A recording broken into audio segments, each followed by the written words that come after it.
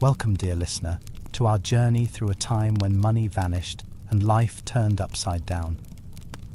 As you settle in, perhaps with a warm drink and a soft blanket, know that whether it's dawn or midnight where you are, people everywhere faced the same shock when cash and credit disappeared at the start of the Great Depression.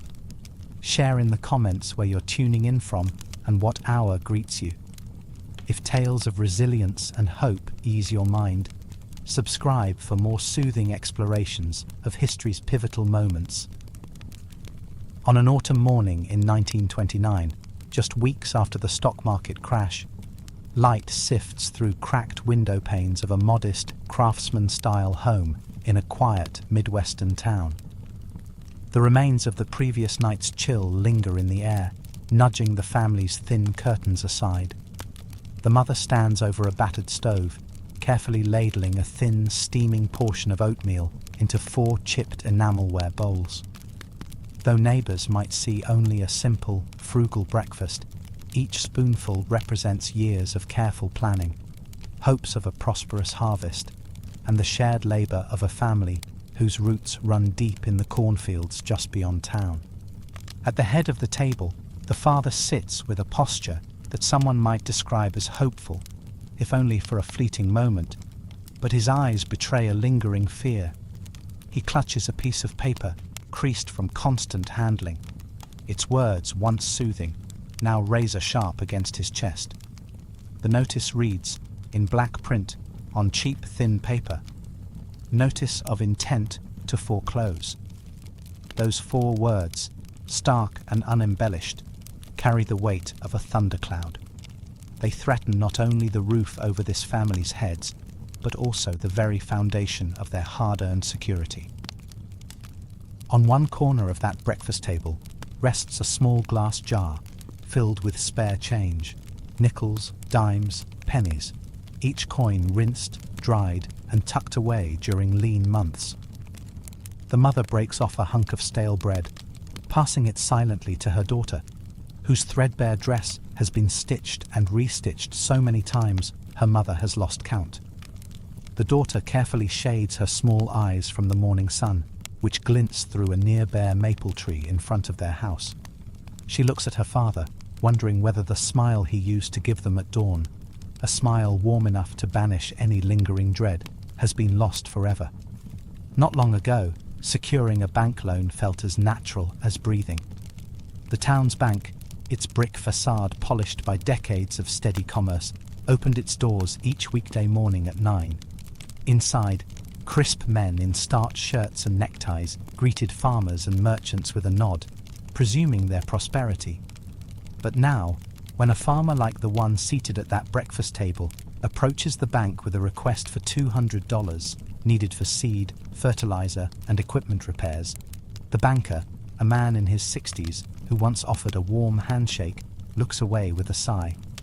He leans forward, tapping a pencil against sheet after sheet of figures, his brow furrowed.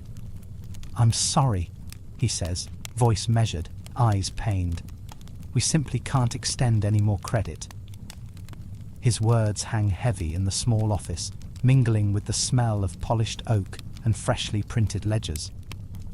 Just blocks away, on the main thoroughfare, the town's grand department store, a place once alive with the hum of commerce, now stands dormant, its windows boarded and its polished wooden doors bolted shut.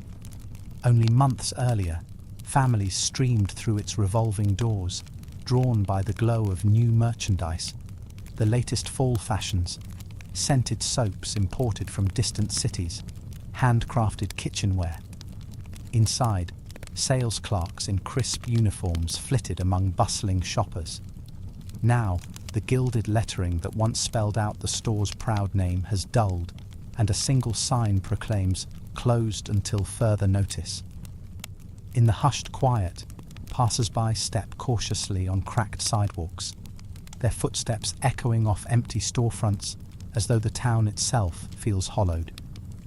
In the days and weeks that follow that first bleak autumn morning, families across this region, and countless similar ones across America, feel the shockwave of vanishing credit spread like wildfire. Bank loans, once as routine as weekly church attendance, now feel like relics of a half-remembered dream. Local bankers, once enthusiastic about supporting community growth, must now tell farmers, merchants and craftsmen that their once steady source of financing has dried up. "I hate to do this to you," the banker whispers to a tearful farmer clutching a hand-woven basket, "but I simply cannot extend another cent." In another town not far away, a small auto repair shop owner paces outside the same bank, watching the sun slip beneath the horizon. He had hoped to borrow a few $100s to buy new tires for his first car order of the season. Now, without credit, he faces the prospect of closing his doors, the clatter of wrenches and oil cans replaced by a deafening silence. Soon, desperate families turn to local money lenders as a last resort. These lenders, unlike community banks, operate in dimly lit offices on the second floors of modest brick buildings, their windows curtained and their ledgers filled with interest-calculating machines clacking relentlessly. When a contractor arrives pleading for a loan of $20, enough to buy timber and nails for a small repair job, the lender peers down through thick spectacles and quotes a 25% interest rate. In a matter of moments, a $20 loan could demand repayment of $25 by month's end, and if payment is delayed, the interest compounds faster than the borrower can earn it. A seamstress, her husband freshly laid off from a nearby textile mill, arrives at the moneylender's door, clutching a family heirloom watch and trembling with shame. She has already gone without meat for weeks and sold her best silverware to cover rent. Now, she trades the watch for a few coins that will buy a sack of flour and a pint of lard, barely enough to keep her 3 children from going hungry another night. Across state lines, in the crowded neighborhoods of a Rust Belt city, unemployment spreads like a thick fog, settling into every alleyway and factory district. Once bustling machinery falls silent, the rhythmic hum of lathes and presses replaced by an eerie stillness. The local shoe factory that employed hundreds now locks its doors, citing dwindling orders and rising costs. Daily, men who once woke before dawn walked to the factory gates, clocked in and clocked out with calloused hands and satisfied smiles. Now stand in lines at the front gate 6 hours before the shift begins, hoping to be hired for a single day's work. At dawn, they gather in small knots, whispering rumors heard at local taverns. They might need help loading crates at the warehouse down the road. But by midday, those whispers usually fizzle into disappointment as the day labor crews shrink and fewer jobs become available. In the countryside, tenant farmers watch helplessly as the cornfields, once rows of vibrant green, start to brown without anyone to tend or harvest them. Landowners, strapped for cash themselves, evict sharecroppers who cannot pay rent or purchase supplies. These families gather up their meager belongings: 2 suitcases, a battered trunk, a few barrels of potatoes, loading them onto rattling Model T trucks or hitching rides on crowded boxcars.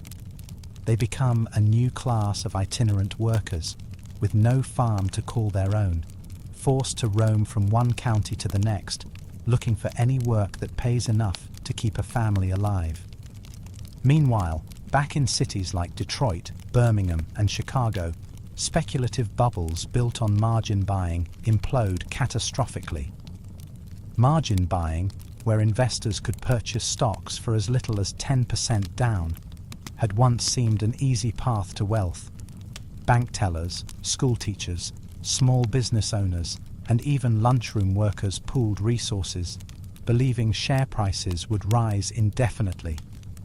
They borrowed heavily from brokers to buy more stocks, without considering how quickly the market could collapse. When share prices plunged by 85% within weeks, those hopeful investors watched in horror as their paper fortunes evaporated. Brokers, straining to meet margin calls, began selling off shares at any price, which only drove prices lower. Banks tied to speculative loans faced insurmountable losses. In city after city, banks closed their doors, locking depositors out to prevent panicked withdrawals. Newspapers printed ominous headlines. Bank runs sweep nation, and people across the country rushed to withdraw whatever cash they still had. Parents who had spent decades saving for their children's education and for a comfortable retirement now found passbooks filled with digits that had been wiped clean. In small apartments, children gathered around as their parents opened drawers, searching for hidden cash. Mothers whispered reassurances they scarcely believed themselves. "It'll be all right, dear." Fathers, once beaming with pride at their weekly paychecks, now returned home empty-handed. In one Chicago tenement, a family of 8 lived on the 8th floor, their only view a brick back wall and a narrow fire escape. Early one morning, a 7-year-old boy slid from his cot to find his mother kneeling on the floor, sobbing beside a jar of pennies. She counted them for what felt like hours, 17 pennies. It was barely enough for a loaf of bread. With both credit and cash evaporating, families turned to the oldest form of exchange, barter. In rural regions, a neighbor might arrive at dawn to trade a dozen fresh eggs for a sack of flour. Another neighbor might offer a day's worth of plowing in exchange for a bundle of firewood. Churches and local charities, often housed in sturdy old brick buildings, opened their basements as makeshift soup kitchens. Huge iron cauldrons, blackened from decades of use, simmered with thin vegetable stew made from cabbage leaves, root vegetables from leftover root cellars, and a few shreds of salted pork donated by farmers. Volunteers, once members of local fraternal orders or women's service clubs, ladled bowls of stew into chipped enamel mugs, calling out ticket numbers to a line that formed before dawn. By mid-morning, the line often stretched 2 or 3 blocks, filled with people who had once been proud homeowners, small business owners, and skilled tradespeople. Outside those soup kitchens, children clutched brittle slips of paper, donation tickets like golden passes. The children's faces, once bright with laughter, now flickered between shame and gratitude.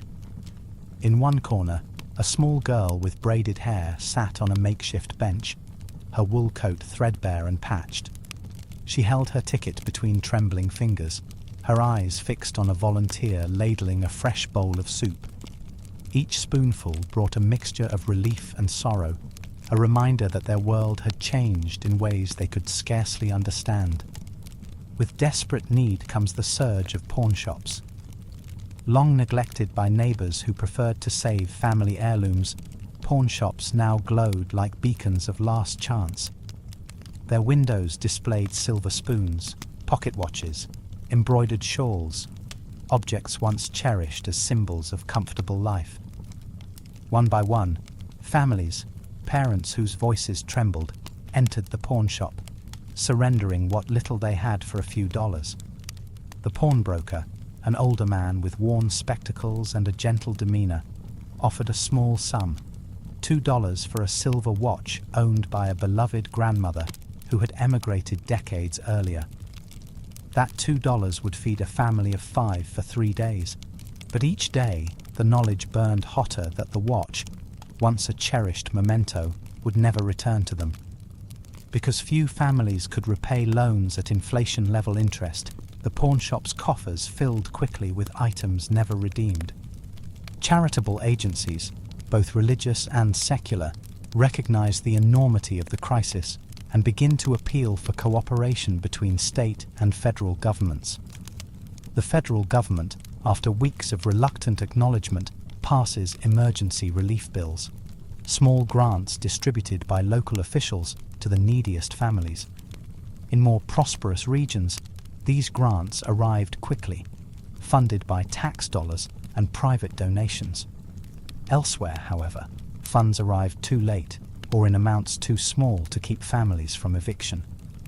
In New York City, Mayor James Walker launches a modest relief program, offering food vouchers worth 50 cents each, enough for a small loaf of bread and a bowl of soup. Lines form outside municipal offices before sunrise.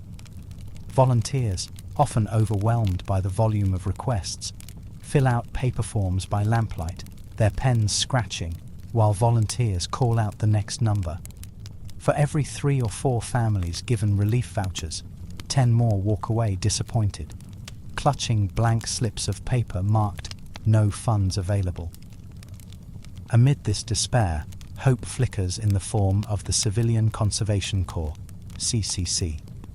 Established in the spring of 1933, the CCC offers unemployed young men a chance to earn a modest wage of $30 a month, with 25 sent home to support their families and 5 held in trust. These 300 camps, built in rural areas, often beside state or national parks, become lifelines. Boys from cities as far away as Detroit and Cleveland load onto Greyhound buses bound for camp, leaving behind boarded-up tenements, crowded neighborhoods, and lines for soup. They arrive at sprawling camps surrounded by dense forests, their own small tents scarcely adequate against the biting chill of a Midwestern spring. Each day begins before dawn. The whistle shrieks across the camp, rousing the young men from communal bunks. They march to the mess hall, where they scrape their cups beneath a hot pot of oatmeal, a taste of sustenance in an otherwise empty stomach. After breakfast, they march to labor, planting trees, building park roads, fighting soil erosion on hillsides. Every drop of sweat, every ounce of strength carries a quiet promise, a small wage, a lesson in discipline, and the faint hope of returning home with enough funds to stave off eviction. Yet, even these 300 camps cannot reach every family in need. In some counties, political patronage determines who gets a spot. In others, funds dry up too quickly, halting construction of new camps just when more young men need them. In rural Oklahoma, thousands remain on dust-parched farms, their fields cracked and barren, their small crops consumed by relentless wind and heat. In California's Central Valley, Dust Bowl migrants, families driven from their parched Kansas farms, arrive in rickety trucks, hoping for farm work. They set up camps beside dusty roads with canvas tents and cardboard shelters. Volunteers hand out survival kits containing a tin cup, a short ration of beans and cornmeal, and a simple sleeping bag. But those meager supplies vanish in days, and the migrants take to scavenging fruit orchards or migrant labor crews, earning a few dollars for back-breaking work in fields half dry and half sun-baked. Meanwhile, field cooks in 300 camps attempt to provide hearty meals. A pot of beans boiled for hours, seasoned with scraps of salt pork and wild onions. Cornbread made from government surplus. Coffee so weak it barely warms the bones. But for many 300 enrollees, this simple fare means more than full bellies. It means they have a reason each morning to rise and face another day. Letters from camp arrive at home, mimeographed, handwritten on lined paper, stamped with the CCC emblem. "Dear Ma and Pa," they begin, describing the work. "Today we planted 500 seedlings on the hillside. My feet ache, but I know the $25 I send home will help keep you fed." Such letters carry hope, even as they also underscore how dependent entire families have become on a single source of tenuous relief. In the small homes of multi-generational families, the daily cycle of hope and anxiety becomes a routine. Children awaken to a mother's gentle shake and climb down from a narrow bed to help fetch water from a well or pump. They share thin broth with siblings before heading out to find scrap wood to burn. Fathers return at dusk, their faces grim, often clutching a slip of paper instructing them to report for another line at the grocery warehouse next morning. Every family's day reduces to 5 core tasks: finding food, securing shelter, keeping warm, caring for children, and, if possible, finding a way to keep a small income coming. Simple luxuries, an extra blanket, a toy for the children, new shoes, seem like a lifetime away. In urban areas, settlement houses and charitable missions strive to fill the gap. Settlement workers, many of them idealistic college graduates, operate neighborhood centers offering children a midday meal and a chance to study in a warm classroom. Mothers line up for baby formula and powdered milk, safe in the knowledge that at least their infants won't starve. But these centers, funded by private donations, shutter their doors when money runs out. One settlement house in Detroit closes in late winter of 1930, citing depleted funds.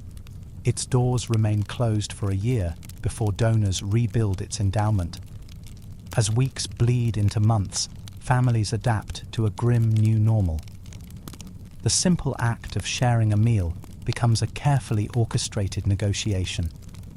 Each nail in the floorboards seems to remind them of how close they are to losing the house. Winter approaches. The cold bites deeper because coal costs twice what they can afford, and the wood stove, a relic from simpler times, leaks smoke into every corner. The family gathers around it at night, huddling beneath tattered quilts, faces lit by dancing flames. They talk in hushed tones of days gone by, of summer picnics, of fresh corn on the cob, of hopeful plans for college tuition that now seem impossible. In the flickering light, they share one small loaf of cornbread, divvying it into thin slices so it might last another meal. Strangers become friends as doorways become open. Small alliances form among neighbors, each offering what little they can spare. One family shares half a dozen eggs in exchange for a knitted scarf. Another trades a few bushels of firewood for a day's labor ploughing a neighbor's small garden. Even the most private, keep-to-themselves households reluctantly accept assistance. A bowl of soup, a warm loaf of bread, a chunk of aged cheddar. Each act of charity carries as much dignity as it can. Volunteers deliver meals directly to doorsteps, leaving them quietly with a bowed head. Still, the psychological toll deepens. Men who once wore crisp suits to work now wear patched overcoats to line up for free meals. Women who once took pride in freshly baked pies now watch their children fight over scraps of dry bread. This harrowing reality persists through autumn and deep into winter. Schools, once bustling with laughter, now enroll only half as many students, as older children are withdrawn to find work to help keep families afloat. Textbooks lie stacked and dusty in empty classrooms. Teachers, once confident of regular salaries, take to supplementing meager wages with private tutoring, offering lessons by lamplight to a handful of eager but nearly penniless families. In between these personal tragedies, broader cracks show in the national narrative. President Hoover's early reassurances that prosperity was around the corner fall flat. His speeches, broadcast via radio, attempt to soothe the masses, urging voluntary cooperation and local charity. Prosperity is just around the corner, he says, voice brimming with forced confidence. But as his words echo through static-clad radios, families know that corners can be far away, especially when you have nowhere left to turn. By spring of 1930, the true depth of the crisis becomes evident.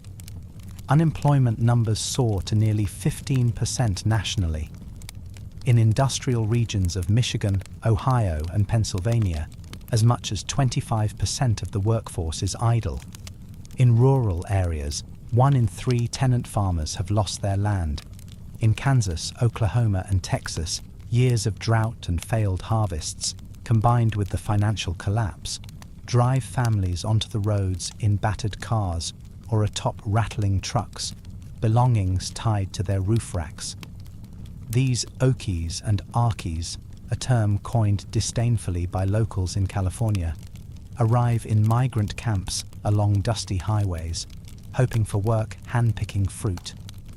They find harsh conditions, tents pitched on sun-baked fields, water from a distant well often contaminated, and wages so low that even if they work sunrise to sunset, the pay barely covers bread and water. Children limp from malnutrition and illnesses like dust pneumonia, a cough so severe it rattles lungs and often becomes fatal. Back in the heartland, some families hear rumors of New Deal initiatives, programs constructed by a new administration aiming to directly address the crisis. The seeds of hope planted in early 1933 inspire a small measure of optimism. But for now, in early 1930, each day remains a test. Will the roof hold when the next storm hits? Will the rations last until the next pot of donated soup emerges? What happens when the child's cough turns into pneumonia? These are questions that no family can answer without trembling. And so, dear listener, as you draw your blanket closer and let your breathing deepen, reflect on these 4 extended chapters of hardship and endurance: the downfall of home and hearth stability, the sudden scarcity of credit, the tsunami of unemployment, and the emergent, often inadequate relief efforts paint a picture that is both harrowing and remarkable in the demonstration of human resilience. Families, communities, and entire regions adapted to new, brutal realities, leveraging barter, charity, and sheer tenacity to survive one more day. As winter's chill gnaws at the last embers of autumn, whispers of bank instability swell into a roar. From the rolling hills of rural Appalachia to the crowded tenements of New York City, the once trusted institution of the local bank becomes a source of dread. Early one frosty morning, a small group assembles outside the front doors of a brick-faced bank in a Pennsylvania coal town. They clutch blankets and small children, hoping that today, with nerve and determination, they may withdraw enough to keep the worst hunger at bay. Shards of frost glint on their breath as they murmur desperation to one another. They say the bank's reserves are low. Best get here early. By the time dawn breaks, a line stretches around the block. Miners and their families, school teachers with trembling hands, grocers who once counted on modest home loans, elderly couples, and war veterans. All stand in agonizing silence as the sun inches above the horizon. Inside, the bank's manager, a man who wears a crisp pinstripe suit even in the dead of winter, knows these faces by name. He presses a hand to his chest, aware that each knock of his heart pounds with guilt. The bank's vault door, once a reassuring barrier to any threat, feels brittle under the weight of looming insolvency.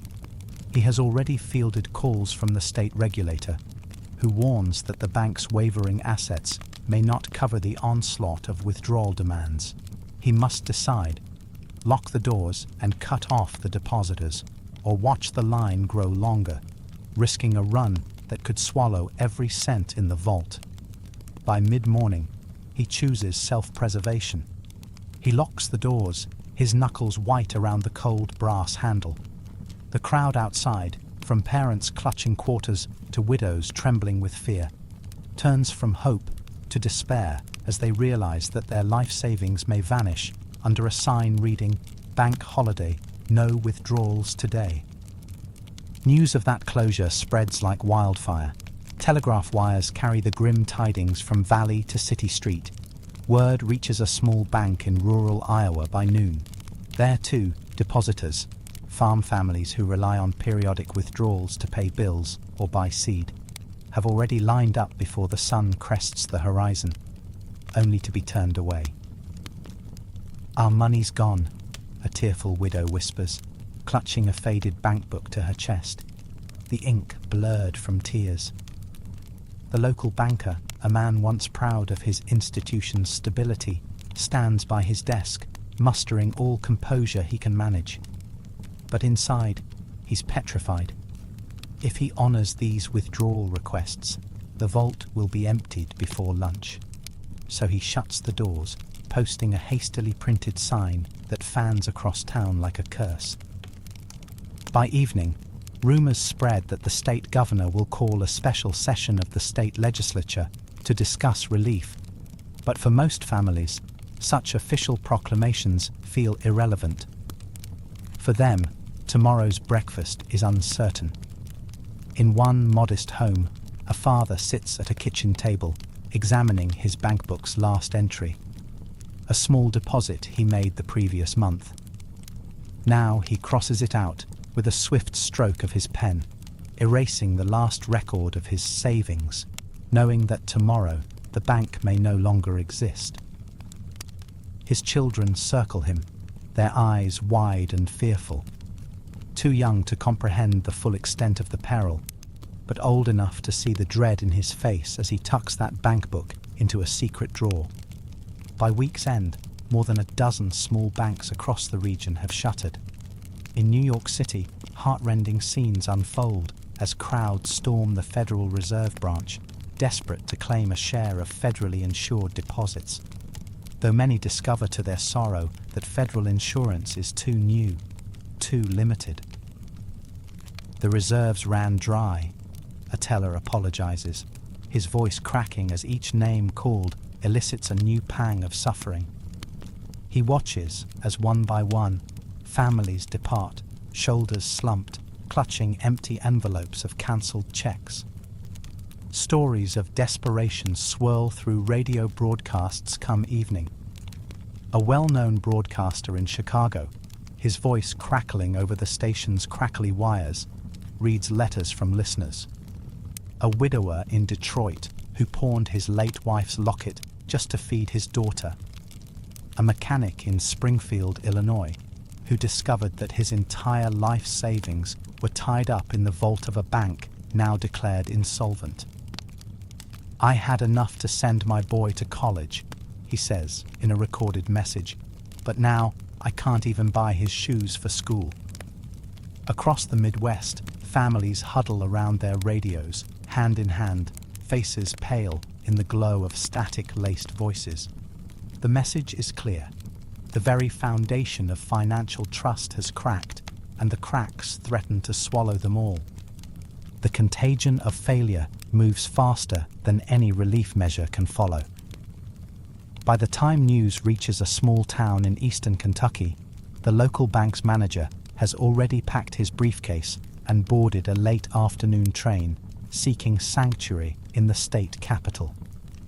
Townspeople, so recently confident in their community's stability, gather in small groups on dusty sidewalks, debating whether they should travel 20 miles to the nearest large bank, only to risk finding it closed too.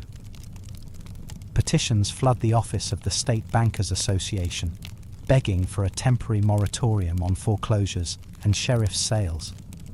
But for families enduring this winter of fear, a petition feels as distant as a letter delivered by horse and wagon. They need cash, warm blankets, and a promise that their children will not starve come morning. And so, dear listener, as the wind howls outside your window and you draw your blanket more snugly around your shoulders, reflect on how quickly trust can evaporate, how the simplest act of saving can transform into a desperate gamble. Rest now, for in the coming chapters, sections 6 through 9, we will navigate the evolving landscape of relief efforts, fleeting charitable hope, and the gradual emergence of programs that will reshape the nation's very understanding of social responsibility. As dawn breaks across vast stretches of rural America, relief camps emerge like way stations of hope in a land starved for both morale and sustenance. In Nebraska, a cluster of canvas tents forms a makeshift village along a dusty road leading out of Lincoln, its population swollen with families who arrived at dawn. Fathers, mothers, and children alike stand before scrawled bulletin boards that detail the requirements for admission, proof of residency, a brief medical inspection, and an oath to participate in communal labor when possible. A lone volunteer, wearing a tattered Red Cross armband, welcomes each family with a gentle nod and directs them to the nearest tent or makeshift bunkhouse. In the heart of Appalachia, a Baptist missionary and a local volunteer work in tandem to retrofit an abandoned schoolhouse into a relief center. The old gymnasium, once filled with the squeak of polished hoops, now holds rows of cots, each covered with threadbare blankets and donated quilts. A potbelly stove sputters in one corner, providing the only warmth against the chill that seeps through cracked windows. Volunteers, priests, nuns, and everyday townsfolk take turns stirring colossal kettles of vegetable stew. Each ladleful, thick with carrots, potatoes, and a scrap of salted ham, offers a brief reprieve. The door swings open, and a single mother with 2 small children steps inside, her cheeks sunken with worry. She clutches her youngest to her chest as she takes a seated bowl of stew, swallowing slowly so that her children might have the larger share. Where the Civilian Conservation Corps, CCC, took hold, it created new paths of possibility. In Northern California's redwood forests, a barrack of wooden cabins, erected by the Army's Engineer Corps, now houses dozens of young men, bright-eyed despite sunburned faces and calloused hands. Rising before the first rays of sunrise, these men don olive-green uniforms, assemble at roll call, and march in unison toward the forest's edge. There, they dig trenches to channel mountain streams, plant seedlings in mountainside clearings, and build crude but sturdy trails for park rangers. Each night, they gather around communal tables, passing around bowls of hearty stew accompanied by cornbread. They know that each month's paycheck, though meager, will send $25 home, a lifeline to families who face eviction or foreclosure. Yet for every 300 camp that offers work and a measure of dignity, countless families lie beyond federal reach. In Minnesota, a small settlement house in a crowded immigrant neighborhood takes charge. A stout matron named Mrs. Kowalski, herself a widow, coordinates daily bread distributions, relying on donations from local philanthropists and charity drives. On Wednesdays, she converts her modest flat into a soup kitchen where Polish, Italian, and Irish immigrants queue in lines that stretch down narrow alleyways. Each volunteer ladles hot broth into delicate teacups, offering a crumb of rye bread alongside. Mothers' eyes brim as they feed their children, orphan toddlers who wander from car to car, scavenging for bits of hard candy. In the Midwest, farm cooperatives and community leagues band together to share resources. In Kansas, a consortium of small towns forms the Wheat Growers Relief Association. At a monthly meeting in the town hall, a single-room brick structure heated by a pot-bellied stove, farmers, bankers, store owners, and town officials convene to negotiate bulk purchases of seed, fertilizer, and gasoline. At wholesale cost, they buy 50 bushels of seed corn at a time, sharing the cost across dozens of farms. When a few farmers cannot pay their share due to low yields or illness, neighbors step in. One farmer, blind in one eye from an old mining accident, trades a small herd of goats for extra seed. Another, a blacksmith whose forge sits idle, offers to repair neighbors' equipment at no charge, keeping vital farm tools in working order. But even the most generous charitable efforts often cannot keep pace with need. In rural Missouri, floodwaters, swollen from an early spring thaw, overflow creeks and rivers, drowning countless acres of planted wheat. Families forced from flooded farms pile onto trucks headed to the nearest relief camp, their belongings stuffed hastily into burlap sacks and cardboard boxes. The Red Cross team at the camp rushes to erect extra cots in a commandeered church basement. Volunteers sort donated clothing, worn-in coats, scratched boots, heavy socks, and distribute them to frost-bitten newcomers whose tattered garments prove insufficient against the damp cold. Beyond Catholic charities and Protestant relief agencies, Jewish and African American organizations establish relief branches in urban ghettos. In Harlem, a local chapter of the National Urban League opens a storefront soup kitchen, serving plates of spiced beans and collard greens to men in bowler hats and mothers dragging small children by the hand. In Chicago's South Side, the Black YMCA partners with local churches, distributing bread, butter, and cheese to families reeling from unemployment and eviction. Elders, who once labored in the meatpacking plants, now stand in lines that wind around city blocks, swallowing hard and gripping grocery tickets. As spring melds into summer, the cumulative impact of these relief efforts becomes clear. Thousands of families, once teetering on the brink, now have enough to eat, a place to sleep, and a glimmer of hope. Yet the dole's fragility is never far from their minds. Rumors of fund depletion, of Congress cutting relief budgets, spiral through rural districts, breathing fresh dread into already worn-out hearts.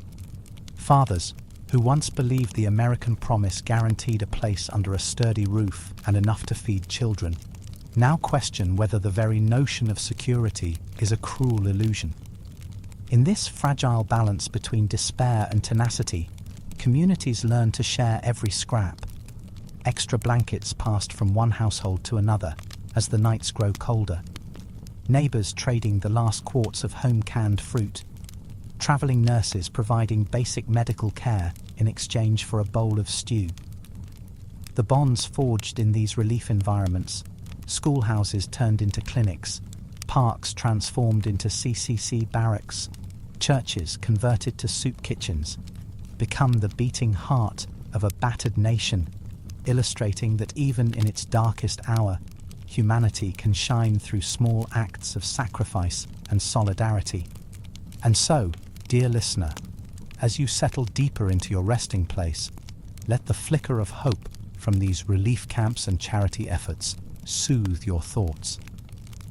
In the chapters to come, sections 7 through 9, we will reflect on how gratitude for small comforts grows within communities, how the first tremors of modern financial safety nets begin to emerge, and how seeds of doubt in unchecked greed sprout early signs of reform.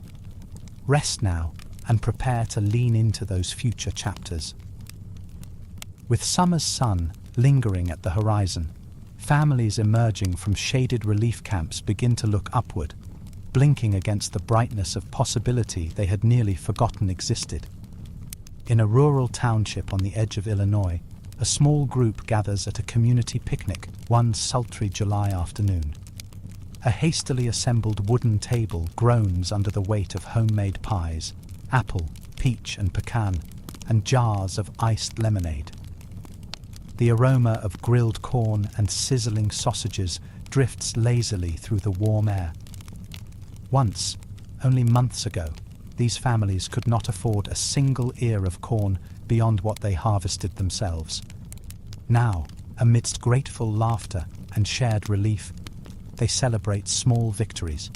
A rumor that the local bank might reopen with federal backing, a neighbor whose barn was spared by floodwaters, and the promise that next month's relief checks will again arrive on schedule. In New York City's Lower East Side, tenement windows that once hung open to the constant cries of hunger now catch the evening breeze. Children's laughter echoes as they chase a tattered ball along cracked sidewalks. In a small apartment converted into a relief kitchen, a volunteer places a new order at a wholesale supplier: fresh milk, canned fruits, and packages of vegetable oil for distribution to local families. "We still need to fight for better distribution," she tells her assistant, "but we're not scrambling at midnight for a crust of bread anymore." On the radio waves crackling across the nation, a new tone of cautious optimism emerges. In a Cleveland broadcast booth, a well-known announcer, voice once tremulous with urgency, now speaks with measured calm. Farmers in the Midwest report modest improvements in early harvest yields. Unemployment figures, though still in the double digits, show signs of stabilization. Local businesses report a slight uptick in sales thanks to the recent public works funding. Families huddle around battered tabletop radios, letting the news wash over them. In one cramped Detroit apartment, a mother turns to her spouse and whispers, "Maybe next month, the factory will call your husband back. Just maybe." The father nods, swallowing hard as he imagines a return to routine, steady paychecks, a place in the union hall, and perhaps enough to buy new school books. Yet, amidst these flickers of improved fortune, the memory of precarious hunger remains fresh. City dwellers recall those nights standing in breadlines, the despair of empty larders, and the sting of shame when charity felt like the only option. Now, having tasted the simple pleasures of a warm meal and a soft bed, they clutch these comforts like sacred birthrights. The next time hunger tugs at the edges of their consciousness, they might feel a twinge of panic, but they also remember how communities joined hands to keep each other afloat. In Philadelphia, a local preacher who once organized impromptu soup kitchens now leads summer youth programs. Teach these children to tend the community garden, to bake bread for the elderly, he urges. Let them learn that a full belly is precious, that it is worth fighting for and worth sharing. In rural Texas, small co-ops that once pooled resources to buy seed now reconvene to discuss forming credit unions. Farmers recall how quickly lines had formed outside empty bank vaults, how they had watched their neighbors lose land to foreclosures. In one dusty county seat, a group of farmers and ranchers gathers in an old wooden courthouse, envisioning a mutually owned financial institution where members, each contributing a small share, could secure low-interest loans even in hard times. Their animated debate, ignited by desperation, lays the groundwork for an entirely new approach to lending, one rooted in community trust rather than impersonal profit margins. In the sprawling plains of Kansas, a school teacher who once closed her classroom in despair reopens it as a night school for adult learners. How do we build a brighter tomorrow? She asks her students, men and women who once stood in lines for relief, and suggests lessons in basic bookkeeping, cooperative governance, and even the rudiments of lobbying state legislators for more robust safety nets. The very idea that citizens could become architects of their financial destiny feels revolutionary. Under the flicker of kerosene lamps, they scribble notes on folding desks, mapping pathways from despair toward shared prosperity. But not all is bright. In pockets of industrial Ohio, where steel mills once roared, unemployment remains stubbornly high. Men who had roamed 300 camps return to their hometowns, only to find that rebuilding bridges and planting trees did little to repair the mills. In Cleveland's St. Clair neighborhood, a mother of 4 stands outside a shuttered factory, her arms crossed against the summer wind. She watches as her husband hunches over a grocer's ledger, searching for a way to ration dwindling supplies. Across the street, battered signs at a local credit union, chaired by one of the very same CCC enrollees, advertise low-interest loans for returning veterans and CCC alumni. Yet, when he steps inside, he finds that his credit score, scarred by months of unemployment, makes approval unlikely. He leaves with a heavy heart, returning home, where the evening supper is a single bowl of gruel shared among 4 hungry children. It is in moments like these, when gratitude wavers between cautious hope and lingering despair, that communities find both humility and resolve. In Kansas City, a union hall offers free legal advice to families facing eviction. In Oklahoma City, a group of black farmers organizes a cooperative to sell produce directly to city grocers, bypassing exploitative middlemen who once charged ruinous fees. In Cincinnati, a university professor writes an open letter to town newspapers, urging that we must never again allow speculation unchecked by community welfare to relegate families to breadlines. He quotes a poem by a Depression-era writer. "We rise not by the wealth we hoard, but by the bonds our neighbors afford. And so, dear listener, as you drift toward a place of rest, note how gratitude and reflection swirl together, acknowledging both how far families have come since the darkest days of late 1929 and how much remains to be done. Even as relief efforts stabilize and new institutions emerge, no one forgets the bitter taste of empty pockets and locked vaults. In the forthcoming chapters, sections 8 and 9, we will explore how the shadows of greed gave rise to fraud, how regulatory foresight stumbled into glass houses broken by scandal, and how early attempts to curb financial malfeasance would shape the regulatory landscape for generations to come. For now, let your breathing deepen, comforted by the knowledge that small acts of compassion lit fires of hope across a nation once chilled by fear. In the waning light of summer, as cornfields sway golden at dusk and communities cling to the fragile threads of stability, another undercurrent begins to stir, a shadow of deception lurking beneath the surface of renewed optimism. Imagine a dimly lit office on Wall Street, where the polished hardwood floors now echo less with confident footsteps and more with clandestine whispers. In that corridor, a broker named Clarence Hartigan, once hailed for his savvy trades, paces nervously. He glances at a ledger filled with client accounts, realizing he has been churning through funds faster than any legitimate deal would allow. Instead of buying and selling real stock, he has been recycling the same certificates in a simple Ponzi-like scheme, luring in more investors to pay returns owed to earlier ones. On his polished desk sits a half-empty glass of bourbon, condensation beading like tiny tears. In a neighboring office, a bank president named Lydia Embry pores over balance sheets that refuse to add up. Under her watch, trust accounts earmarked for life insurance premiums, intended to be held in conservative bonds, have been diverted into speculative ventures rumored to promise double-digit returns. When depositors ask for statements, the numbers appear solid. But in backrooms and hidden ledgers, real money has evaporated, replaced by optimistic projections and doctored paperwork. She's raised eyebrows at staff meetings, but loud protests faint under the roar of ambition and the promise of large bonuses if profits hit target. Beneath that veneer lies a precarious tower of false entries, inflating year after year. Elsewhere, in an obscure corner of the Midwest, a small-town attorney named Harold Watson sits in an empty courthouse, dictating letters by the orange glow of an oil lamp.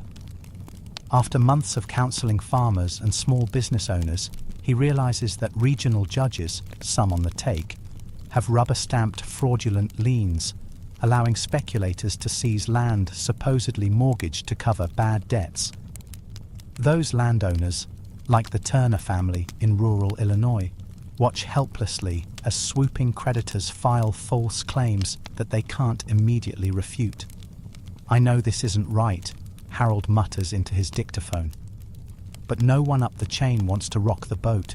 They'd rather see a few tenants tossed off the land than admit how deep the rot goes.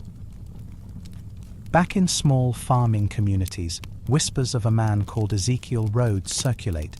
Rhodes, a so-called agricultural consultant, has sold dozens of farmers worthless fertilizer formulas, promising bumper crops even in poor soil.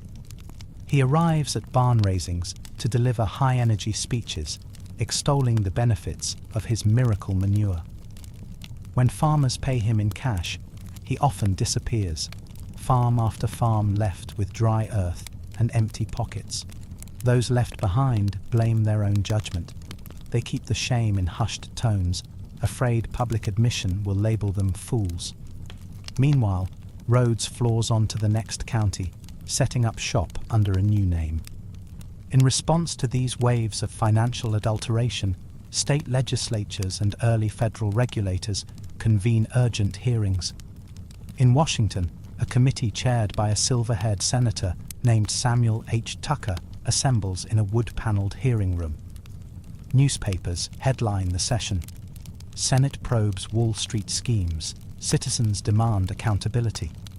Shareholders, depositors, and swindled farmers file into the gallery, their faces a tapestry of grievances. Clarence Hartigan, asked to testify, skirts specific questions with polished poise. There is no evidence that I misrepresented any figures, he insists. My clients have always realized gains in their accounts, some years more than others. Yet, outside, Hartigan's once glowing office now sits empty, his nameplate removed from the door. In one dramatic hearing in Chicago, a beaded sweat forms along the brow of a cotton mill worker named Nora Sinclair. She steps forward to recite how she invested her savings in a local trust, convinced by advertisements that it would guarantee returns sufficient to send her youngest daughter to college. The trust, she explains, voice quavering, folded within 6 months, and her entire nest egg vanished. I lived on coffee grounds and stale bread, she tells the lawmakers. I sold my best quilt and still couldn't pay rent for the last 2 months. As she turns to leave, a hush falls over the room. Even the representatives, known for waxed hair and tailored suits, look uncomfortable at the raw, human cost of paper malfeasance. By the end of September, headlines across the country reveal a spate of indictments. "Financial giants under fire," reads the banner on a New York newspaper. Wall Street broker charged with defrauding 200 investors. In Cleveland, a local radio talk show host, Pete Dougherty, devotes an entire hour to dissecting a scandal in which a small bank president diverted mortgage funds into an ill-fated land development scheme. "Clear as the mud in the Cuyahoga," he jeers, his voice crackling over the airwaves. These folks in high places thought they could play fast and loose with other people's money, and when the jig is up, their suits smell of blood in the water. Meanwhile, in a modest cabin on the plains of Kansas, a farmer named Samuel Peters reads of these scandals in the weekly newspaper. He had once been lured by a traveling salesman promising a new kind of flexible loan that would let him finance equipment upgrades while paying interest only when his crops were harvested. Instead, Samuel's debts ballooned as the salesman, named Reverend Jonathan Clark, dressed in a neat black suit, secretly used Samuel's promissory note to secure another loan in Chicago. By harvest time, Samuel discovered not one, but 2 large debts owed to separate creditors.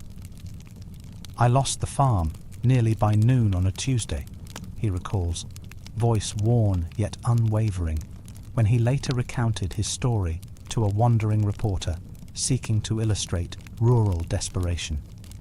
Across the nation, credit unions and small community banks, once seen as safeguards against such adulteration, scramble to make their case for regulatory support. In rural Maine, a teller watches with alarm as a client tries to deposit a stack of mortgage payments in exchange for a promise of safekeeping. The teller, a former school teacher with 2 decades of community trust, politely informs the client that the bank cannot guarantee payments beyond a certain amount without a formal review. The client departs, shoulders hunched, muttering about needing a bank that understands farmers. The teller sighs, noting how trust, once considered the bedrock of local banking, now feels as fragile as the faded mortgage papers in her safe. As autumn's first frost dusts the sidewalks and leaves swirl like embers in cold gusts, the nation stands at a crossroads. The ravages of fraud and adulteration have revealed the deep vulnerabilities of an unregulated financial system. Ordinary families, once confident of the sanctity of their savings, now know that stability can be shattered by a single false ledger entry. Yet, amidst the rancor and ruin, the sunlight of reform glimmers faintly. A handful of new regulations, shaped by these very hearings, emerge from the Capitol steps, drafted to stem deceptive practices and rein in unscrupulous brokers. Credit unions earn tentative praise for offering member-owned alternatives to predatory lenders. In small towns, farmers begin to pool resources to challenge high-interest loan sharks and reinvent local economies from the ground up. Dear listener, as you let your breathing slow and sense the pull of sleep, imagine that moment when the first laws, small and imperfect, are inked onto paper in Washington.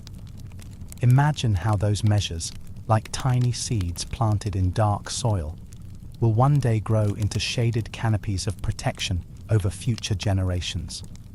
Rest now, for in the next chapter, Section 9, we will dive even deeper into specific cases of deception, exploring how individuals confronted financial treachery and how communities learned to rebuild trust brick by brick.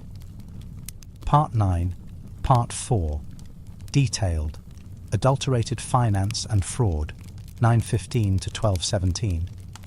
The crisp air of early October carries a bitter truth across small towns and overshadowed cities alike. The age of unchecked financial ingenuity has given way to a reckoning. In the dusty Western Plains, a young lawyer named Ruth Maxwell pores over pages of court transcripts in a dimly lit office, determined to unravel a convoluted scheme that cost dozens of farmers their land. 4 months earlier, a charismatic promoter, calling himself Colonel Everett Lansing, arrived in Dodge City, preaching that he had discovered a foolproof method to double crop yields and pay off debts with a modest upfront investment. Farmers, skeptical at first, gathered in the old Masonic Hall, enticed by Lansing's smooth baritone voice and well-pressed attire. He promised a 10% return within a year, secured by carefully structured liens and deeds of trust. Ruth, who had grown up working behind her father's dry goods store, listened to Lansing's pitch with a mix of curiosity and caution. But neighbors, eager for relief, wrote checks, some crossing their last dollars from savings, handed over deeds in exchange for Lansing's promissory notes. By harvest season, the fields lay fallow. The mysterious, fertile dust Lansing distributed was nothing more than common earth mixed with broken glass. When the farmers tried to contact Lansing, they found his office empty, letters unreturned, and the landlord's lease expired. The liens he had placed on their farms triggered swift foreclosures. With each sale, the county sheriff stamped red seals on farmhouses, fruits of years of labor stripped away in the waning days of autumn. In a packed courtroom in Topeka, Ruth stands to speak before Judge Henderson, a stern man whose robes seem heavier than the gavel he wields. "Your Honor," she begins, "we have incontrovertible evidence that the defendant deliberately misrepresented the nature of the product, inflating potential returns and using false documents to secure mortgages estates could never repay." The prosecuting attorney, a silver-haired veteran, displays depositions from 36 farmers, each signed in ink that now smudges with tears. I call Farmer Jeremiah Tucker to the stand. Jeremiah, a lean man with calloused hands, steps forward, wiping sweat from his brow. He recounts how he saved for 5 years to buy that quarter section of wheatland. "I had to borrow $500 at 7% to get my start," he confesses, "but I paid it back in 5 years. Then Lansing came along, promising to pay off that loan in 6 months if I just gave him $200 more. I thought it was the answer we needed. Instead, I lost farm and family home all in one cold winter." The courtroom falls into a hush as a photographer snaps pictures of Lansing, now in handcuffs, standing sheepish in the dock. His defense, claiming he was merely an enthusiastic investor and had no intent to defraud, rings hollow. "Ignorance is not innocence," Ruth retorts, slamming a final document onto the lectern. When the jury returns a verdict of guilty on multiple counts of fraud and breach of contract, cheers briefly erupt among the gallery, until the weight of shattered lives tempers any celebration.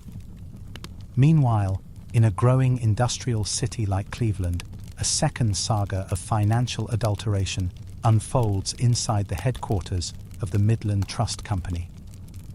The bank president, Carol Whitaker, once celebrated as a shining example of modern female leadership in finance, stands accused of dipping into trust funds meant for widows and orphans.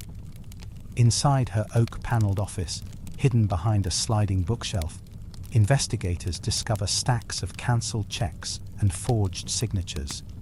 Each check, meant to disburse small pensions to families of factory workers killed in mining accidents, has instead been laundered through shell corporations and funneled into a luxury apartment on Park Avenue.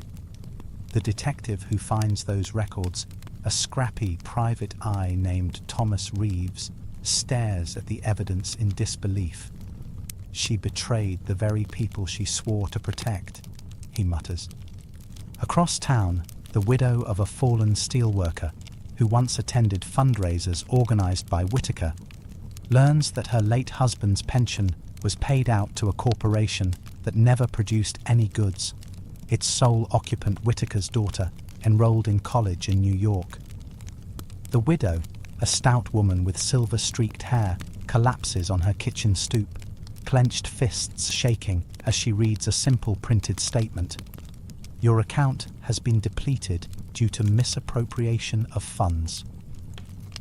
In rural Maine, a small co-op bank battles internal pressures to sell high-risk investments disguised as municipal bonds to members.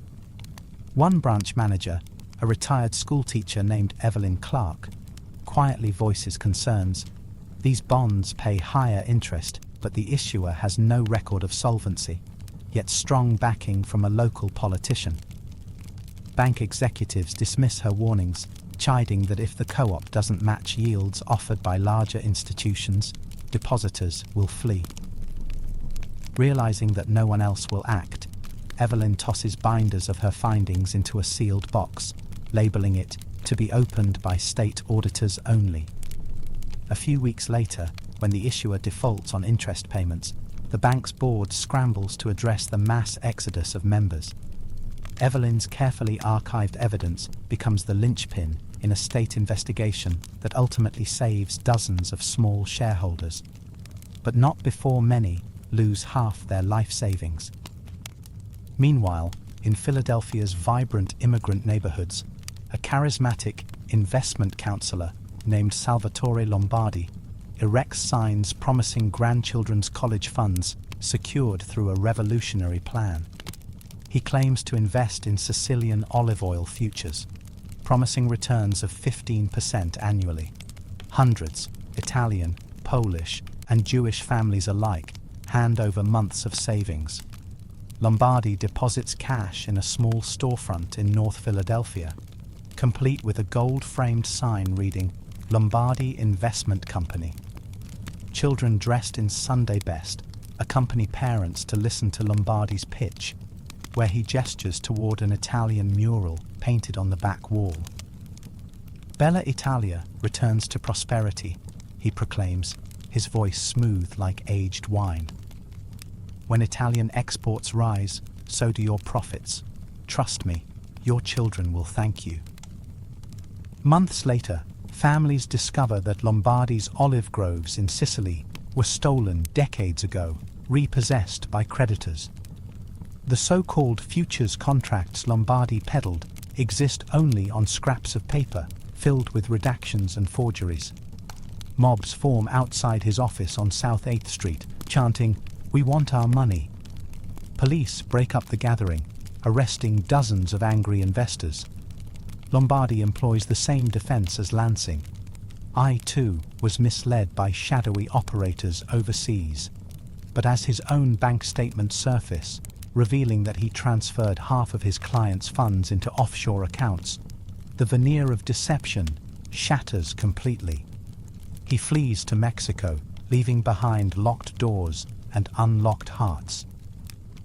In response to these waves of deception, a federal task force led by a determined congressman named Andrew Mercer opens its first major case in Washington. Mercer, a veteran of the Great War, whose own savings evaporated in a bank failure, vows to restore public faith in financial institutions. He convenes hearings on the banking floor of the US Capitol, a cavernous chamber with marble columns and arched ceilings. Bank presidents, brokers, and a host of small-town swindlers, all summoned to testify, shuffle in like reluctant guests at a funeral. Under oath, they attempt feeble defenses. I only asked clients to verify their paperwork. I believed the bonds were sound, and I never intended to cause harm. But cross-examinations by Mercer's team, carefully laying out financial ledgers, telegrams, and forged documents, expose the details of each scandal. The press covers every moment. Flashbulbs pop as cameras capture anguished faces in the gallery. Families who once thought their voices would never be heard now sit in seats of power, testifying about how fraudulent financial products destroyed their lives. By the end of the year, these hearings produce a flurry of legislative action. The Securities Exchange Act is introduced in Congress, promising stricter oversight of stock transactions. Proposals for a federal deposit insurance corporation begin to echo through committee rooms. At small rallies in towns like Davenport, Iowa, citizens hold signs reading, "Insure our savings and regulate the banks before they regulate us." Their plaintive cries, carried on autumn winds, reach the ears of reluctant congressmen searching for answers to an anguished nation. Back in Cleveland, the widow whose husband's pension was stolen from Midland Trust Company refuses to stand idly by. She organizes a small march to the local courthouse, demand justice. The path leads through neighborhoods where children once chased balls in victory. Now they wander with empty stomachs. Women and men line the sidewalks, flattened by economic misery, but still willing to stand up for what is right. When she reaches the courthouse steps, she raises her voice, thin but resolute. "We deserve more than crumbs. We deserve the dignity of knowing our money is truly ours." In that moment, she ignites a spark that spreads beyond Ohio, inspiring similar protests from Maine to Mississippi. And so, dear listener, as the night deepens and you drift closer to sleep, reflect on these stories of adulterated finance and raw fraud. How opportunists, from Colonel Lansing to Carol Whitaker, ransacked the dreams of everyday people, and how communities and leaders began building walls of oversight to safeguard futures. As your eyes grow heavy, know that the measures born from these trials, oversight laws, deposit insurance schemes, and cooperative credit unions, fostered a new era of financial stability. As autumn's first frost-toothed winds rattled the windows of once proud homes, communities across the nation wove new safety nets from fraying threads of tradition and neighborliness.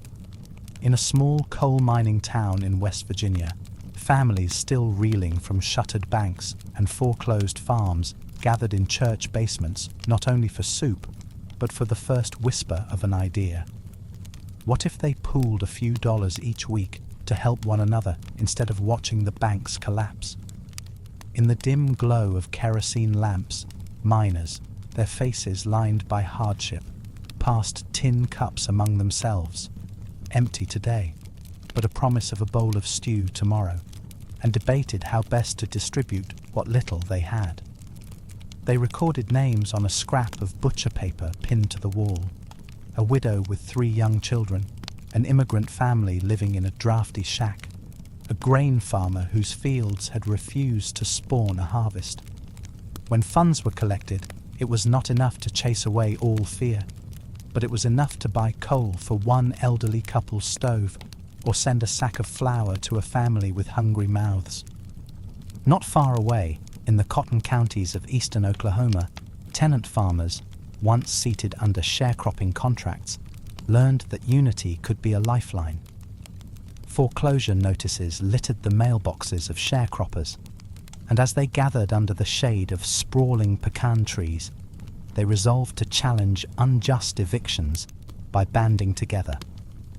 They formed the Tenant Farmers Cooperative, a loose confederation pledged to provide legal assistance, shared tools, and emergency rations when any member faced the sheriff's knock at the door. Word of this union of necessity spread to neighboring counties, and soon small delegations traveled by Model T and mule-drawn wagons to meet at county seats. With as much courage as they could muster, they lobbied county judges for extensions on eviction proceedings, arguing that if even one family remained on the land, they were more likely to produce a crop, any crop, rather than leave fields barren. Judges, unsettled by the prospect of lawless unrest in the countryside, granted temporary reprieves in many cases, allowing families to stay another planting season and plant relief crops, clover and alfalfa, or tend shared garden plots until federal aid arrived. Meanwhile, in Kansas City, a coalition of black and white union leaders quietly negotiated with small business owners to extend credit on food and clothing for laid-off mill workers. In makeshift meetings held in back rooms of union halls, portly storekeepers, once wary of stepping outside racial or class lines, agreed to supply essential goods on a ledger system, trusting that workers who received relief checks or future wages would settle their debts. These informal credit lines formed an invisible scaffold, propping up families long enough to see through the darkest months. Grocery clerks learned to recognize a worker's name scrawled on a ledger card, knowing that, come payday or relief disbursement, that account would be settled. Hatred and suspicion gave way, for the moment, to practical solidarity. The clerk would nod to the mother of three and hand her a sack of sugar, confident that a slug of money would find its way back once the dust settled. In rural Maine, communities took advantage of one of nature's rare boons, timber, by organizing cooperative sawmilling ventures. Families whose livelihoods rested on struggling farms found that the region's abundant pine and fir forests could be transformed into cash or bartered goods. Neighbors with horses and sleighs hauled freshly felled logs to a central company mill during the colder months. The mill, initially built for short-term government contracts, was repurposed so that, in exchange for a percentage of lumber, families received partially milled planks to repair their own homes and barns. The rest of the cut wood was sold through local merchants, generating enough funds to buy flour, coffee, and kerosene. In turn, mechanics and carpenters, who once depended on farm work, now found seasonal employment repairing saw teeth, greasing gears, and sharpening axes. Even children contributed. During school breaks, they lugged kindling to wood piles, their small hands learning the value of sweat-earned warmth. In these northern woods, the forest became both provider and protector in an era when few others offered refuge. Elsewhere, rural communities leaned on long-standing traditions of barter and shared labor. In a Pennsylvania dairy valley, Amish and Mennonite families, historically self-sufficient and wary of outside help, loosened their frugality enough to barter eggs, cheese, and milk with their non-Amish neighbors for gasoline, salt, and dry goods. The meeting places were simple. A crossroads farm where a farmer would affix a list of available goods on a weathered wooden post. 10 dozen eggs or 5 pounds of cheese for 1 gallon of gasoline, allowing neighbors to take what they needed. In return, they left crates of produce or butter along with notes of thanks. This honor system seemed nearly quaint, even quixotic to those outside the valley, but it sustained dozens of families while larger markets imploded. By spring, when the fields thawed and the first calves were born, these barter networks had kept the community's children fed and roofs intact. And so, dear listener, as the first snow settles and blankets the land in hushed white, remember how ordinary people, miners, farmers, mill workers, transformed their despair into small yet mighty acts of compassion. They forged invisible lifelines in the cold, demonstrating that even when banks shutter and factories stall, the human spirit can rise, guided by shared hardship and mutual hope. Rest now, for in the next chapter, Section 11, we will examine how fledgling government programs, once dismissed as handouts, began to take root in policy and practice, altering the nation's course and redefining the relationship between citizen and state. In early 1933, with spring light growing stronger each dawn, a new administration swept into Washington promising that the only thing we have to fear is fear itself.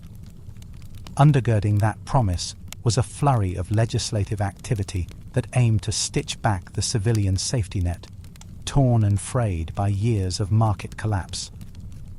The first gambit was the Emergency Banking Act, signed in a tense Oval Office ceremony. Its immediate effect was chillingly simple. Banks deemed solvent by Treasury examiners reopened with federal endorsement, while weaker institutions remained closed until they could demonstrate viability. In small towns across Pennsylvania and Alabama, frightened depositors, some lined in the cold outside bank doors since before sunrise, watched as new signs were nailed to facades. Federal support assured. As vaults clicked open, cashier by cashier handed out greenbacks, and tearful depositions unfolded as though the bank had become a sacred wellspring returning life itself. For many rural Americans, the real turning point came a few months later with the creation of the Federal Deposit Insurance Corporation, FDIC, under the Glass-Steagall Act. In the sun-baked parlor of a modest boarding house in Des Moines, an aging schoolteacher listened on a battered radio as the presenter announced that individual deposits up to $2,500 would now be insured against bank failure. Insured? She repeated to herself, eyes wide as saucers. She recalled the shattering moment when her husband's life savings, tucked in that very bank, had vanished overnight. Now, with federal insurance, a buried ember of trust flickered in her heart. $2,500 might be dwarfed by some fortunes, but for a retired schoolteacher, it represented a lifetime's accumulation and a modicum of dignity. Simultaneously, the Reconstruction Finance Corporation, RFC, initially conceived under the previous administration, was repurposed by new leadership as a vehicle for direct lending to distressed farmers and small businesses. In a corner office of the RFC in Little Rock, Arkansas, a young loan officer named Clara Dunham pored over applications from cotton farmers whose debts had become unmanageable after successive years of poor yields. The application forms had been drastically simplified. No longer did loan applicants need to submit elaborate balance sheets or mustered lines of credit. Instead, they needed only a brief explanation of how a modest cash infusion, say $500, might support the purchase of seed or cover property taxes until the next harvest. Clara's colleagues regarded each application as a balance of risk and reward. Help this family survive the planting season, and they would, in turn, plant crops, hire labor, and engage in commerce that fueled local economies. Favored loans for those who could demonstrate some collateral, often livestock, machinery, or a farm's timber value, ensured that communities might see at least partial repayment. Week after week, Clara watched as small RFC loans prevented foreclosures that once seemed inevitable. In the industrial North, the National Industrial Recovery Act, NIRA, became another linchpin of federal protection.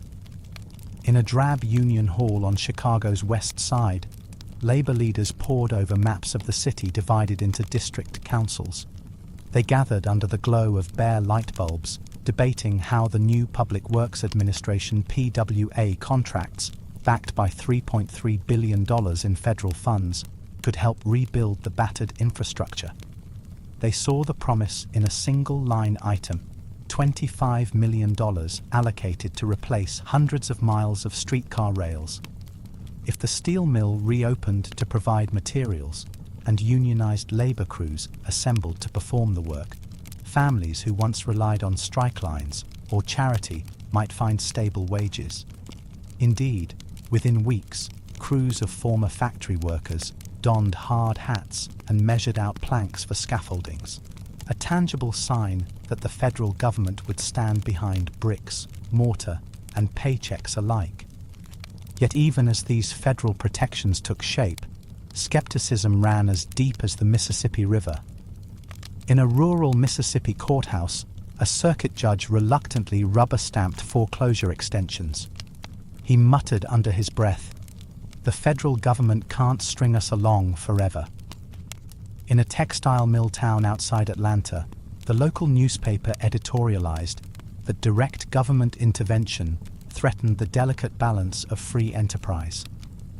"When the state becomes banker, watch out for the day it becomes landlord," the editor warned in bold print.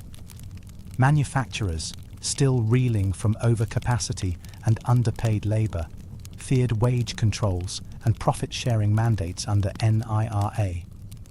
In hot factories, filled with the hiss of power looms, foremen peered warily as federal inspectors measured aisle widths and enforced new safety codes intended to protect workers. Nevertheless, the combination of FDIC protection, RFC loans, and PWA contracts began forging a new expectation: that ordinary citizens had a claim to safety beyond their own bedsides. In tall apartment blocks lining Boston's Charles River, tenants who had once lived in dread of eviction now held heady conversations over cheap tea, speculating how the new Homeowners Loan Corporation, HOLC, might refinance their mortgages at lower rates. They spoke of maps, literally color-coded city maps, that HOLC examiners used to determine eligibility. Though the process sometimes seemed opaque, families in predominantly working-class neighborhoods worrying they were redlined out of assistance.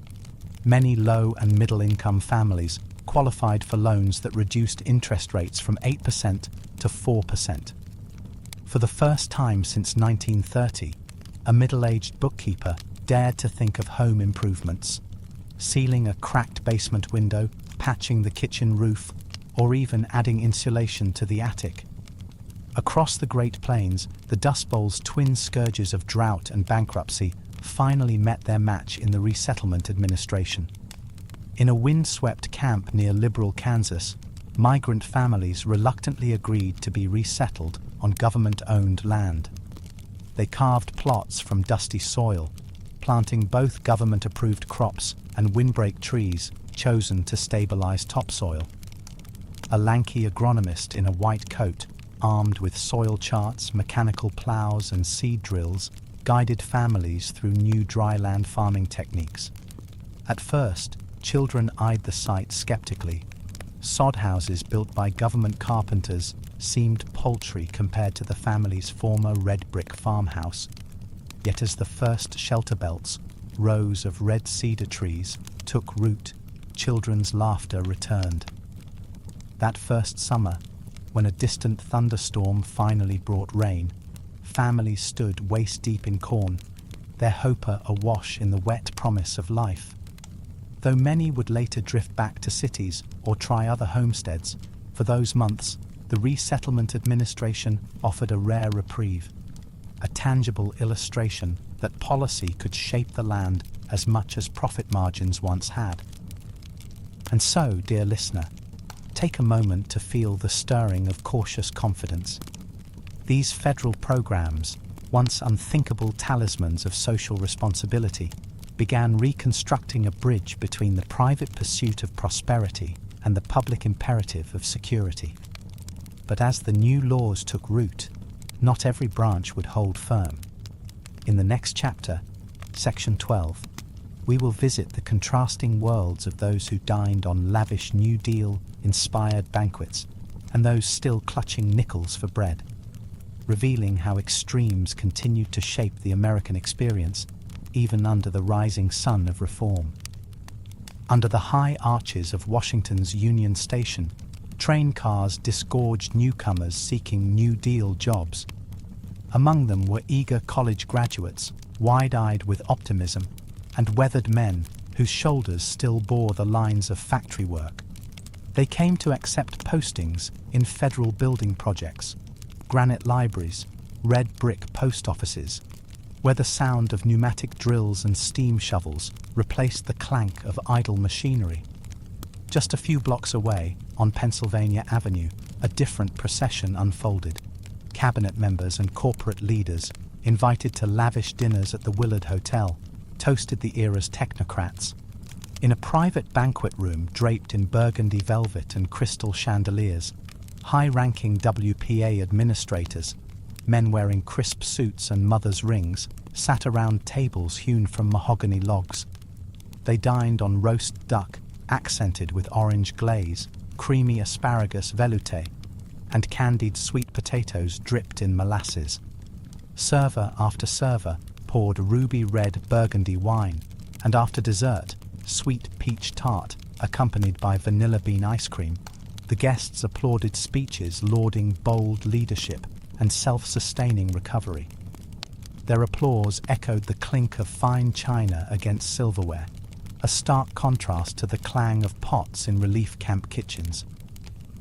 In New York City, on Manhattan's West Side, the Greenwich Village elite, artists, writers, and socialites, hosted benefit galas in gilded brownstones to raise funds for the WPA Federal Theatre project. There, under bright stage lights, experimental actors recited lines from socially conscious plays about the struggles of miners in Pennsylvania or the lives of tenant farmers in the South.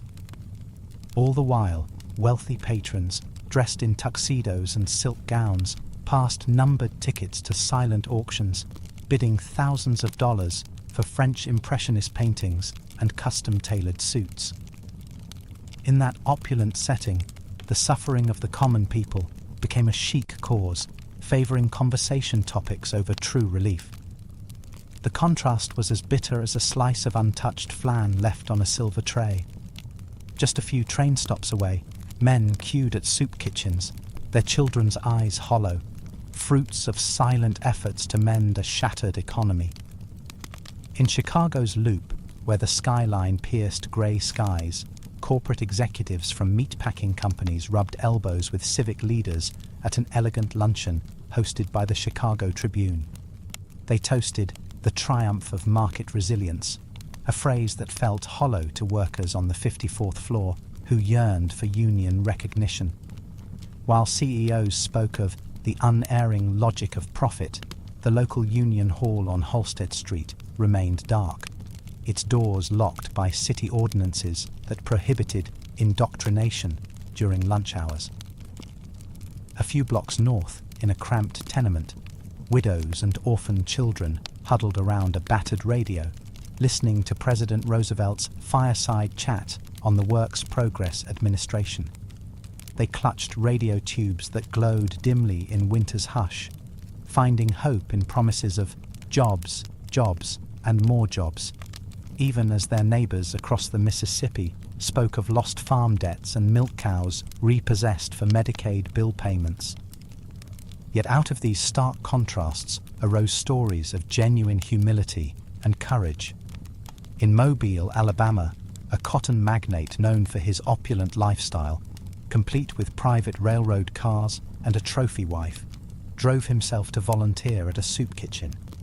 There, disguised in a plain wool coat, he ladled spoonfuls of cornbread and bean stew to sharecroppers who once paid rent in cotton. Over the dinner line, he quietly apologized. "I realize now that my plantation's fortunes cannot return until men like you have a fair chance to eat." His words, unexpected from one so cloaked in privilege, reminded the meager crowd that charity sometimes traveled from unlikely sources. Meanwhile, in a ramshackle boarding house in Binghamton, New York, a former stockbroker, stripped of his fortune in 1929, knitted wool caps for CCC enrollees. Each evening, his arthritic fingers worked nimble loops, producing dozens of warm caps he donated to forest crews working in upstate New York's Adirondacks. His name, once printed in bold headlines in financial journals, was now whispered with respect among park rangers who loaded enrollees onto trucks each morning.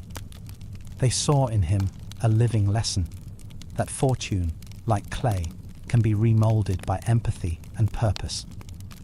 At the same time, in Hollywood, a group of screenwriters, once paid handsomely to churn out comedies, found themselves penning propaganda films under the auspices of the Federal Arts Project. These docudrama shorts, commissioned by the PWA, depicted cross-sections of American life. A blacksmith transitioning from horseshoes to steel welding, an immigrant family opening a small diner with HOLC-financed loans, and a migrant family learning dryland farming under a government agronomist's tutelage.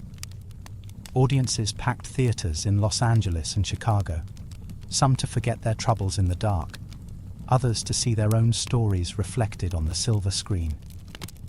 Yet these films also carried subtle critiques. Captions reminded viewers that no dollar spent on culture should come at the cost of a loaf of bread. And in the credits, the Production Code Administration mandated disclaimers that these stories are but a glimpse of broader American struggles yet to be faced. In this way, Hollywood's glitz and gumption intersected with deliberate messaging, blurring lines between entertainment and activism. And so, dear listener, as the final notes of an orchestra's crescendo fade in a grand theatre, and the stray echo of applause drifts into memory, pause to feel the dissonance of privilege and persistence coexisting under one flag. From marble halls and high society feasts to breadlines and soup kitchens, the Great Depression's tapestry was stitched with threads of both opulence and grit. In Section 13, our final chapter, we will traverse deeper into individual stories that cradle the lessons of sacrifice, innovation, and enduring hope, crafting a narrative that binds past to present and invites us all to consider what safety, community, and shared prosperity truly mean. As winter receded and spring unfurled its first tender buds, the nation's attention turned toward its most overlooked yet invaluable resource, the wisdom of ordinary people. In early Brooklyn, New York, a young teacher named Olive Thompson, once a starched collar instructor at a private preparatory, began hosting evening circles for families living in crowded tenements. With chalk in hand and a well-worn blackboard propped against the wall, Olive led discussions on rudimentary bookkeeping, co-op formation, and tenant rights under new housing codes. For many immigrant parents, Jewish, Italian, and Irish alike, these sessions offered more than practical skills. They provided a communal space where stories of earlier immigrant struggles intermingled with the current crisis. "My father came here with 4 nickels sewn into his coat pocket," an elderly Jewish tailor would recall between sips of hot tea. "He taught me how to stretch fabric, but he never taught me how to stretch a dollar in a depression." As Olive squeezed in lessons on drafting bylaws for credit unions, she reminded attendees that knowledge, like bread, must be shared if it is to nourish a community. In the rolling hills of southern Ohio, a former coal magnate named Victor Reynolds, once known for amassing a fortune by outbidding smaller operators, wandered through the skeletal husks of coal camps left abandoned by shuttered mines. He saw men, once nimble and strong, hobble on canes, broken by silicosis or silenced by layoffs.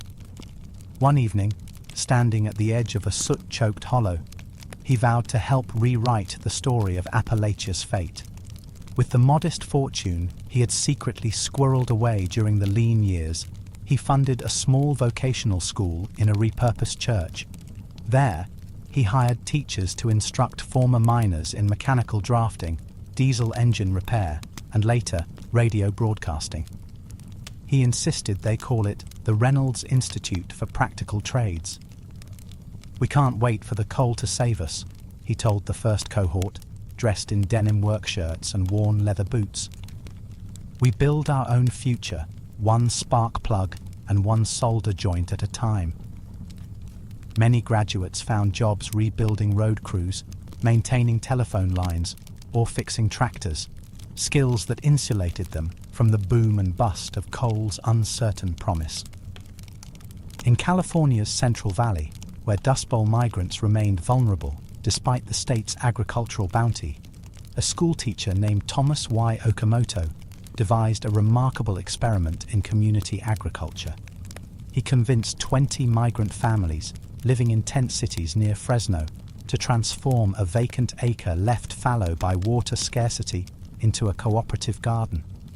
Under Okamoto's gentle guidance, they cleared rocks, built raised beds, and installed a makeshift drip irrigation system fashioned from old gas pipes. Each family supplied 2 hours of daily labor, and in return, they received a share of vegetables, tomatoes, carrots, lettuce, and beans. The novelty of nutritious produce, instead of the typical ration of beans and cornmeal, lifted both health and morale. Word spread as children's cheeks grew rosier and mothers no longer saw their toddlers suffer from scurvy. Local grocers began to barter sacks of flour and fresh milk with Okamoto, knowing each bin of vegetables would bring families closer to self-sufficiency. The garden's success inspired similar plots in Bakersfield and Stockton, laying a foundation for post-Depression community-supported agriculture. On the Gulf Coast, where the fishing industry hovered on collapse from dwindling demand, a resilient shrimp fisherman named Manuel Reyes shifted gears. He transformed his small skiff into a floating breadline. With a borrowed propane stove and a rusted cast iron pot, he boiled down scraps of fish carcasses, heads, fins, and tails, turning them into a pungent fish soup rich in protein. Dock workers who once loaded freighters now lined the pier, clutching battered tin cans to be filled. Reyes refused any payment beyond a promise. When the tide turns, you share this soup with the next man in need. The smell of cooking fish drew seagulls in droves, but it also brought neighbors walking from miles along muddy levees, knowing that no questions would be asked, only bowls offered. In time, a local parish donated a small plot of land for a communal smokehouse. There, they cured hams and fish in exchange for volunteer labor to mend nets and rebuild docks. Reyes's floating kitchen became a testament that ingenuity and compassion could bloom even in the brackish water of economic ruin. Meanwhile, in Washington, a congressman named Henry Red Crawford, hailing from a modest farming district in Iowa, sat through endless committee hearings on New Deal legislation. Beyond crafting laws, he recognized that true reform demanded empathy rooted in first-hand accounts. He traveled incognito to dozens of towns, sometimes resting under borrowed quilts in migrant camps, other times sneaking into crowded workshops where mechanics stood idle beside idling machines. In a rural post office outside Des Moines, he listened as a railroad engineer, once accustomed to driving heavy iron across the Midwest, explained how he now earned pennies by shoveling coal at a local CCC camp. The engineer's quiet dignity and the knowledge that his pension might vanish if he took New Deal employment haunted Crawford.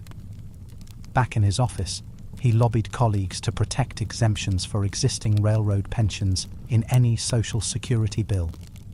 His quiet anecdotes, echoed by rural newspapers, shaped clauses that prevented thousands of aging railroad workers from losing all retirement benefits, ensuring they could keep a roof over their heads when they could no longer toil.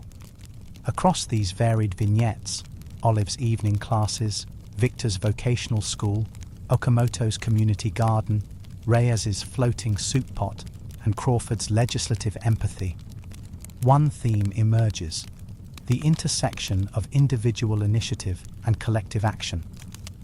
Each story underscores that, even when systems failed, everyday people found cracks to let hope seep through. Yet, the Depression's lessons extended beyond those individual tales. In March 1933, Congress passed the Agricultural Adjustment Act, AAA, offering subsidies to farmers willing to reduce acreage. In fields once thick with pigweed, farmers now left strips fallow, their plows pulled by dusty tractors resting unused. In Iowa, as hog farmers euthanized piglets to reduce surpluses, they received payments that, though ethically wrenching, stabilized prices. But not every outcome was positive. Tenant farmers often found themselves excluded from subsidy payments, since landowners claimed all benefits. In Dust Bowl communities, many blamed the AAA's emphasis on large-scale dairy and cotton for exacerbating rural poverty. In roaring tannery towns of Pennsylvania, where the leather industry was once robust, tanneries closed and shoe factories consolidated. The resulting job losses pushed more families toward relief camps. In the financial sector, the Securities Exchange Act of 1934 created the Securities Exchange Commission, SEC. In New York City's still daunting financial district, a group of newly minted agents, often ex-IRS auditors, toured brokerage offices, measuring desk height and examining ledger entries. The city's skyscrapers, symbols of unchecked capitalism, now cast long, sober shadows over modest offices where white-collar clerks stamped forms with new regulatory language. All transactions must be fully disclosed, no insider trading, and annual audits required. Formerly, a broker could bury losses in complex financial instruments. Now, every dollar, every share had to be accounted for, audited by independent auditors and open to public scrutiny. In a dingy loft in Brooklyn, an unlicensed investment advisor who once sold speculative notes found himself barred from doing business under penalty of fines or prison. The reverberations spanned state lines. No longer could confidence alone underwrite a scheme. Buyers and sellers demanded documentation, prospectuses, balance sheets, footnotes, proof that each investment had teeth of substance. As these reforms rippled throughout the economy, some celebrated them as the final nails in the coffin of unbridled speculation, while critics argued that over-regulation stifled the fragile shoots of recovery. In Louisville, Kentucky, a local banker named Thomas Aldridge, once a staunch conservative, spoke at a Rotary Club luncheon, announcing that although he opposed broad federal overreach, he welcomed oversight ensuring his small-town bank would never again collapse overnight. Meanwhile, across the Ohio River in Cincinnati, a young economist named Clara Benson argued in local newspapers that true recovery hinged on balancing regulation with innovation. We need oversight to guard against fraud, yes, but we must not strangle enterprise for fear of its failures. Her op-eds, tempered and pragmatic, earned both praise and backlash as she walked home past storefronts still boarded after 1931's crash. Finally, in an unassuming basement office of the Tennessee Valley Authority, TVA, engineers and planners convened to map out a vision that would transform the region's entire economic landscape. Towns along the Tennessee River, once mired in energy poverty, lit only by kerosene lamps, now anticipated the hum of hydroelectric turbines. Henry Wallace, serving as Secretary of Agriculture, championed TVA's model: federal ownership of flood control, electricity generation, and reforestation efforts working in tandem to elevate entire populations out of subsistence living. In cramped radio studios in Knoxville, announcers suggested that for the first time, rural families might afford electric lights, refrigerators, and even radios. Gadgets that once seemed luxuries now danced on the horizon of possibility. And so, dear listener, as you nestle deeper into the soft cocoon of your blankets, consider all these threads: the individual acts of compassion, the federal programs that dared to insure and to lend, the regulatory walls that took shape, and the grand experiments in water, soil, and community renewal. Each tale carries a lesson etched in hardship and hope, that stability is neither guaranteed nor static. It must be sought, nurtured, and defended. Reflect on how far we have come from those tenuous days when one bank's closure could plunge a family into despair, when one false promise could cost a farmer his land, and when survival hinged on the generosity of neighbors and the wisdom of a caring teacher. As you drift towards sleep, let these stories settle in your mind like seeds in nutrient-rich earth. In their care, we find both cautionary lessons and guiding lights. The importance of shared responsibility, the value of transparent institutions, and the humbling truth that even amidst the gravest despair, human ingenuity and kindness can seed renewal. May these narratives of sacrifice and small victories soothe your spirit, reminding you that every crisis contains within it the seeds of transformation. Good night, dear listener, and may your dreams be warmed by the promise that, even in the darkest times, hope can, and often does, blossom.